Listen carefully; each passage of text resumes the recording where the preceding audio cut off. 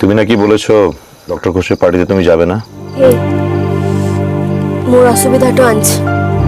কিসের অসুবিধা শুনি? মোর যাওয়ার লিগে মনটো নাই। তোমার যা প্রবলেম সেটা আমার সঙ্গে। এর মধ্যে আবার ডক্টর ঘোষকে টানছো কেন? ভালোবেসে সকলকে খাওয়াতে চাইছেন, একটা পার্টি দিতে চাইছেন, সেখানে না যাওয়া মানে তো ওকে অপমান করা। সেটা তো মোর আর বিজ্ঞানী বাবুর ব্যাপারটা আনছে। তুই এর ভিতরতে ঢুকছিস কিসের লিগে? বাহা, ধমকাচ্ছিস কিসের লিগে? ধমকাচ্ছি তোমার সৌজন্যতার অভাবের জন্য, তোমার সহবতার অভাবের জন্য।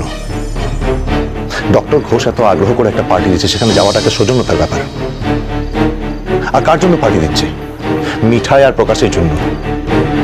মানলাম মিঠাই তোমার কেউ নয়, কিন্তু প্রকাশ সে তো তোমার আপন লোক। অন্তত তার কথা হবে তোমার জবাব উচিত। যখন যাওয়ার কথাটা হয়েছিল মোর সঙ্গে কিন্তু যাওয়ার কথাটা হয় নাই।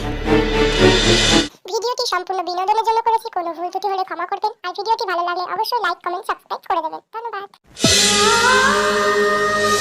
ইষ্টিকুটুম জলসায়।